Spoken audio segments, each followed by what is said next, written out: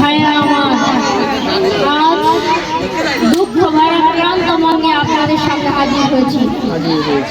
আপনারা সবই জানেন এবং বোঝেন আমরা আমাদের জীবন দিয়ে চেষ্টা করেছি, কিন্তু দুঃখের বিষয় আজ ঢাকা, চট্টগ্রাম, খুলনা, রাজশাহী, রংপুরে আমার ভাইয়ের রক্তে রাজপথ রঞ্জিত হয়েছে।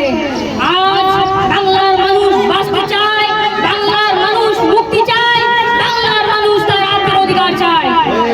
কি অন্যায় করেছিলাম নির্বাচনে বাংলাদেশের মানুষ সম্পূর্ণভাবে আমাকে আওয়ামী লীগকে ভোট দেয়, আমাদের ন্যাশনাল অ্যাসেম্বলি বসবে, আমরা সেখানে শাসনতন্ত্র তৈরি করবো, আমরা দেশকে গড়ে তুলবো। দেশের মানুষ অর্থনৈতিক, রাজনৈতিক এবং সাংস্কৃতিক মুক্তি পাবে।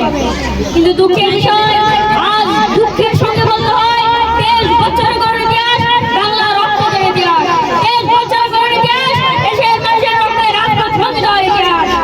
1952 সালে রক্ত দিয়েছি, 1954 সালে নির্বাচন জয়লাভ করে আমরা বসতে পারি না। 1958 সালে আইয়ুব খান মার্শাল ল জারি করে 10 বছর পর্যন্ত আমাদের গোলাম করে রেখেছে। 1969 সালে আইয়ুব খানের প্রথম সরকার দিলেন, তিনি বললেন দেশের শাসনতন্ত্র দেবেন, গণতন্ত্র দেবেন, আমরা মেনে নিলাম। তারপর